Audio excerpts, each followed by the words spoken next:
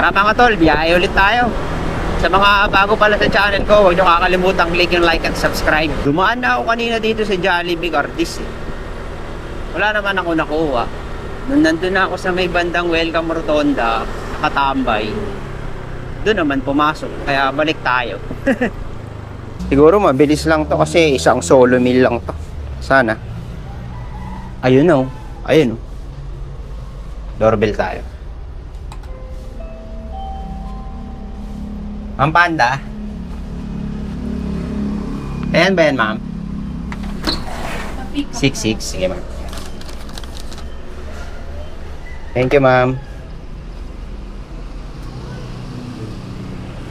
Pasabi. Ay, kaya ano to? Sana pagdidelibera na natin to. Iniiwan lang to. Tara. Yun, dito na tayo. Mabilisan lang to, mabilisan.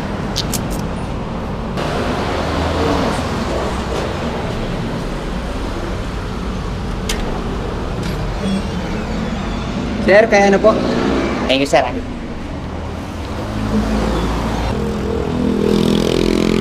Tsura muna natin yung area. Waiting sa pangalawa tayo nito. Sakto, may sumunod agad na order. Kunin na natin. Ano lang naman to puro solo. Excuse me po. Sarap mag-deliver pag walang drinks nakakahataw pa. McDo na naman. Ito na ata. Sir, okay na yung Panda, sir. Salamat, sir. Okay, sir.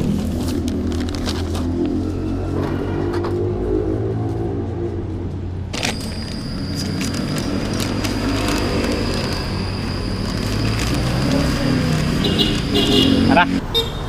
Kaya pasok. Hindi pa diretso.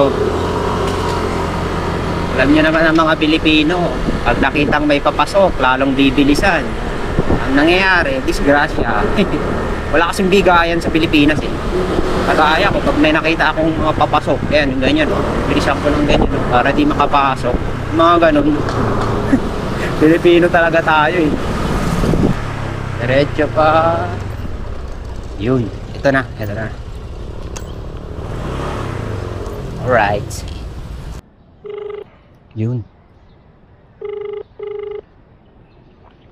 Good morning po sa Foodpanda po. Morning, sige pa. Apa, salamat po.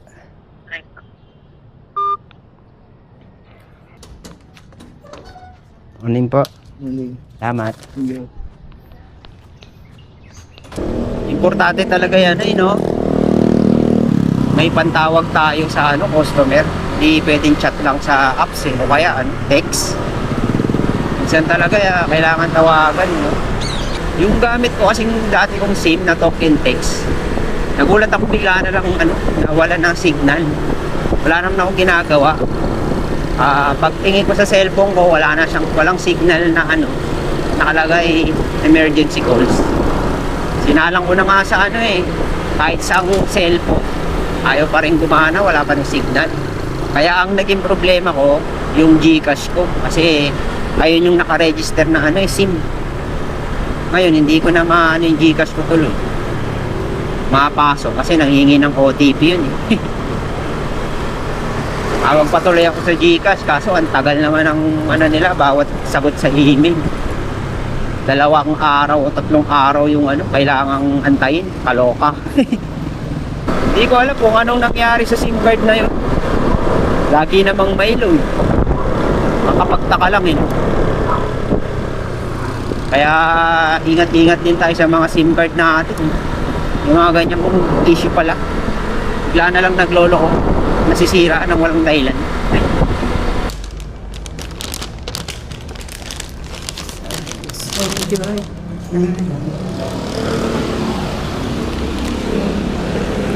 Bilis lang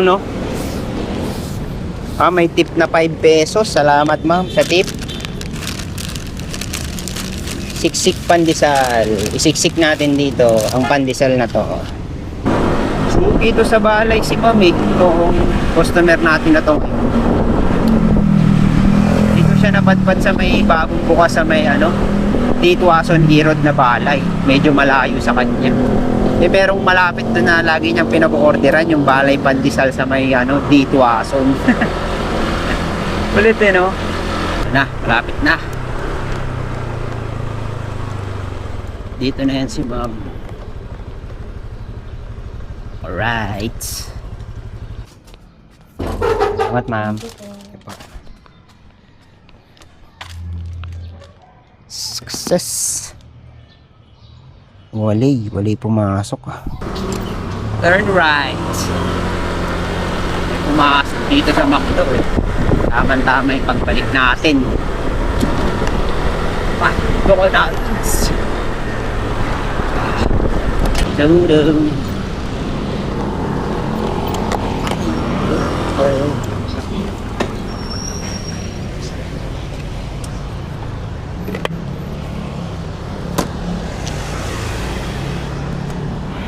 Ang iba pang okay naman. Thank you. Salamat, ma'am.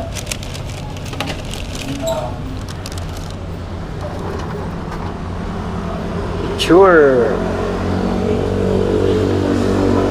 Ang hatid pala nito dyan sa may Albert School. Medyo traffic ata ngayon dito kasi pasukan pa eh. No? Alas 7 na eh. 6:58. So ano na, alas 7 na nga. Dito daw sa gate na to si mami. Naata si ma'am. Ariya. Salamat ma'am. Okay lang ma'am. Sige po. Ay, salamat po. Pasok muna tayo dito.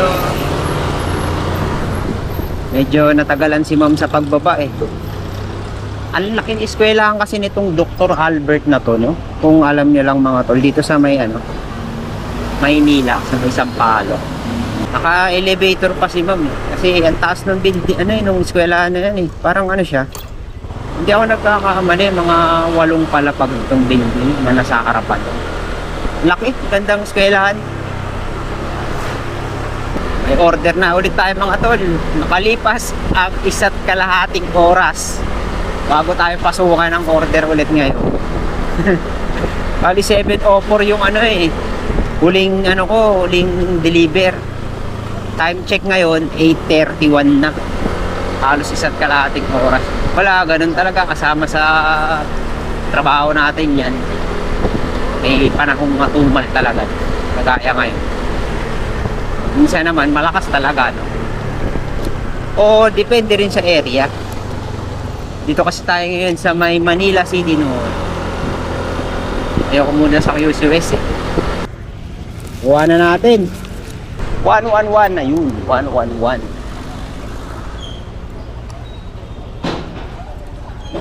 Ma'am Michelle. Michelle. Lang ma'am ah. 238.